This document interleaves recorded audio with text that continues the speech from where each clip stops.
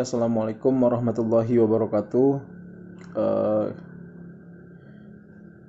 Kami dari kelompok 13 metode penelitian kuantitatif yang beranggotakan Hasbi Sediki, Muhammad Fakrul Razi, dan Zahra Aprudita.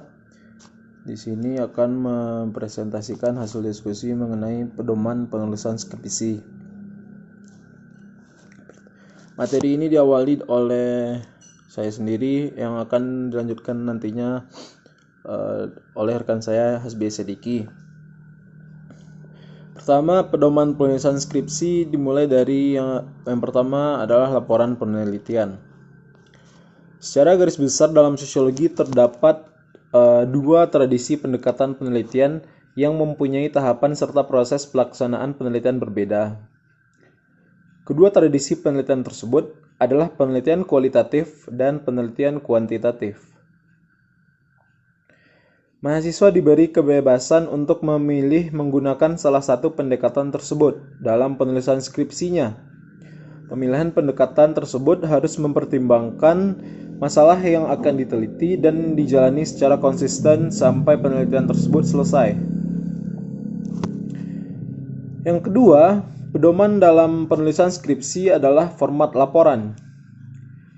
Adapun format proposal penelitian kuantitatif sesuai dengan mata kuliah yang kita ampuh kali ini adalah terdiri dari yang pertama adalah halaman judul, yang kedua halaman pengesahan, halaman ketiga atau 1.3 daftar isi, halaman 1.4 bagian-bagian proposal penelitian, 1.4.1 latar belakang masalah, 1.4.2 perumusan masalah, 1.4.3 tujuan penelitian, 1.4.4 manfaat penelitian, 1.4.5 hipotesis, 1.4.6 metode penelitian, 1.4.7 adalah daftar pustaka. Bagian 1.4 sampai 1.4 sampai akhir bisa dibilang bagian isi dari penelitian yang diawali oleh 1.1 halaman judul, 1.2 halaman pengesahan, 1.3 daftar isi, dan dilanjutkan oleh isi penelitian. Yang ketiga, pedoman dalam penulisan skripsi yang kami diskusikan adalah isi laporan. Untuk skripsi yang mempunyai SKS 6, digunakan kerangka penulisan skripsi yang terdiri dari bagian-bagian berikut ini yang merupakan abstrak, bagian awal, bagian inti, dan bagian akhir. Yang pertama yaitu abstrak. Abstrak adalah ringkasan tentang poin-poin dari skripsi yang ditulis. Yang berikutnya bagian awal. Bagian awal terdiri dari halaman sampul luar, halaman sampul dalam atau cover luar dan dalam, halaman persembahan, seperti menyangkut dosen pengampu, orang-orang yang terlibat dalam penelitian selain si peneliti sendiri. Selanjutnya halaman pernyataan, dan selanjutnya adalah halaman persetujuan. Halaman pengesahan, kata pengantar, daftar isi, daftar tabel, daftar gambar dan grafik, serta daftar lampiran. Berikutnya adalah bagian inti. Bagian inti skripsi memuat hal-hal berikut. Yang pertama adalah bab 1 itu pendahuluan, bab 2 deskripsi daerah penelitian atau lokasi penelitian, bab 3 deskripsi dan analisa data, dan bab 4 adalah kesimpulan. Yang terakhir adalah bagian akhir. Bagian akhir biasanya berisi daftar pustaka, indeks atau daftar istilah khusus yang digunakan dalam penelitian, serta riwayat hidup. Skripsi yang terdiri dari bagian-bagian berikut ini yang merupakan abstrak, bagian awal, bagian inti, dan bagian akhir. Yang pertama yaitu abstrak. Abstrak adalah ringkasan tentang poin-poin dari skripsi yang ditulis. Yang berikutnya bagian awal. Bagian awal terdiri dari halaman sampul luar, halaman sampul dalam atau cover luar dan dalam, halaman persembahan seperti menyangkut dosen pengampu, orang-orang yang terlibat dalam penelitian selain si peneliti sendiri. Selanjutnya halaman pernyataan, dan selanjutnya adalah halaman persetujuan. Halaman pengesahan, kata pengantar, daftar isi, daftar tabel, daftar gambar dan grafik, serta daftar lampiran. Berikutnya adalah bagian inti. Bagian inti skripsi memuat hal-hal berikut. Yang pertama adalah bab 1 itu pendahuluan, bab 2 deskripsi daerah penelitian atau lokasi penelitian, bab 3 deskripsi dan analisa data, dan bab 4 adalah kesimpulan. Yang terakhir adalah bagian akhir.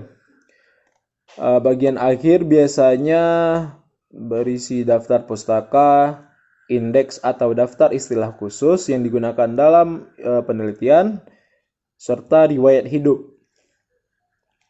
Baiklah, untuk materi pedoman penulisan skripsi kali ini akan dilanjutkan oleh rekan saya Hasbi Asadiki. Kepada Hasbi dipersilahkan. Terima kasih. Assalamualaikum warahmatullahi wabarakatuh. Perkenalkan, nama saya Hasbi Asadiki, BP 4. Di sini saya akan mencoba melanjutkan pembahasan yang telah dibawakan oleh rekan saya. Di sini saya akan membahas mengenai ketentuan laporan. Nah, teknik penulisan skripsi itu menggunakan ketentuan yang telah ditetapkan menurut aturan-aturan yang diuraikan seperti ini. Yang pertama adalah bahasa apa yang digunakan. Nah, bahasa yang digunakan dalam penulisan skripsi adalah bahasa Indonesia baku dengan memperhatikan ketentuan EBI, Ejaan Bahasa Indonesia. Nah, yang kedua adalah bahan dan kertas. Kertas sampul itu biasanya buffalo atau linen. Kemudian kertas sampul untuk program SI FISIP itu berwarna orange. Nah, kertas untuk materi adalah kertas A4, beratnya 70 gram atau 80 gram, warna putih. Nah, antara bab 1 dengan bab lain itu diberi pembatas kertas dorslah warna kuning. Nah, kemudian tajuk. Yang ketiga adalah tajuk. Apa yang dimaksud dengan tajuk? Tajuk adalah pernyataan, abstrak, kata pengantar, daftar isi, daftar tabel, daftar gambar dan grafik, daftar lampiran. Bab 1 itu terdiri dari pendahuluan, bab 2 itu deskripsi daerah penelitian, bab 3 deskripsi dan analisis data, kemudian bab 4 berisi kesimpulan, kemudian daftar pustaka, riwayat hidup dan lampiran. Nah, kemudian ada tabel dan gambar. Nah, tabel dan gambar itu disajikan di kertas untuk materi, kecuali dalam keadaan tertentu itu dapat menggunakan ukuran kertas yang berbeda dan diketik dengan ketentuannya. Nah, yang kelima adalah pengetikan naskah. Nah, jadi pengetikan naskah itu menggunakan komputer. Jarak ketik 2 spasi itu kecuali abstrak itu 1 spasi. Nah, kemudian pengetikan naskah itu menggunakan jenis huruf Times New Roman dengan font 12. Nah, jadi penggunaan huruf Times New Roman itu diberlakukan untuk semua format skripsi, termasuk di bagian sampul atau cover. Nah, kemudian seluruh naskah itu diketik menggunakan huruf yang berukuran sama, kecuali kata asing itu diberi cetak miring, itu dicetak miring atau italik. Kemudian dicetak tebal atau diberi garis bawah. Nah, yang selanjutnya adalah awal paragraf itu dimulai pada kerukan kelima. Nah, kemudian setiap bab di nomor urut dengan angka Romawi itu 1, 1, 1, 2 gitu dan seterusnya. Yang kemudian adalah jarak tepi. Nah, pada jarak tepi ini dari atas, tepi atas itu 4 cm. Kemudian dari tepi bawah itu berjarak 3 cm. Kemudian untuk tepi kiri itu 4 cm. Kemudian tepi kanan itu 3 cm. Nah, yang kemudian adalah nomor halaman. Nah, nomor halaman untuk bagian awal naskah itu sebelum bab pendahuluan gitu, menggunakan angka Romawi kecil. Nah, ditulis di bagian bawah kanan. Mulai dengan bab pendahuluan itu diberi nomor angka Arab 1, 2, 3 angka biasa. Kemudian itu diletakkan di bagian kanan bawah. Nah, untuk lembaran halaman judul atau sampul itu tetap dihitung tetapi tidak diberi nomor. Nah, kemudian adalah teks dalam halaman sampul luar. Nah, teks dalam skripsi itu terdiri dari pertama adalah judul skripsi, kemudian skripsinya oleh nama penulis dan nomor PP, logo UNAN, jurusan sosiologi, fakultas, Universitas Andalas, dan Padang, serta tahunnya. Itu dicantumkan juga tahunnya. Yang kesembilan adalah mengutip sumber atau referensi. Nah, cara mengutip sumber buku atau referensi lain yang dibenarkan hanya dua cara, yakni dengan menggunakan catatan kaki atau footnote atau catatan dalam paragraf atau author date. Nah, yang kemudian adalah kutipan langsung. Nah, kutipan langsung ini ditulis sesuai dengan naskah aslinya, itu berupa bahasa Indonesia atau bahasa asing. Nah, kutipan ditulis dengan jarak tepi kiri dan kanan yang berbeda dengan teks yang lain. Ditulis dengan jarak 1 spasi, diawali dengan tanda petik atau tanda kutip, dan juga diakhiri dengan tanda kutip atau tanda petik. Nah, yang kemudian adalah kata pengantar. Nah, judul kata pengantar harus dengan huruf kapital dan ditulis kira-kira 6,5 cm dari pinggir atas. Nah, sesudah alinea terakhir, dalam jarak 5 spasi itu ditulis nama, tempat, dan tahun. Serta di bawahnya dalam jarak 3-4 spasi ditulis nama penulis dalam huruf kapital. Nah, yang selanjutnya adalah daftar isi. Nah, dalam daftar ini tuh isi tuh judul-judul bab itu ditulis dalam huruf kapital. Sub-sub bab ditulis dengan huruf kecil, kecuali huruf awalnya. Nah, jadi sub-sub bab ditulis 5 spasi ke dalam. Nah, kemudian penyusunan judul bab harus disedemikian rupa sehingga judul-judul bab tersebut dimulai dari titik urut yang sama. Nah, selanjutnya adalah penulisan halaman pada halaman-halaman pendahuluan ditulis dengan angka Romawi kecil. Seperti yang tertera di PPT kami. Nah, selanjutnya adalah daftar pustaka. Nah, penulisan daftar pustaka itu mengikuti cara-cara yang sudah lazim dituliskan.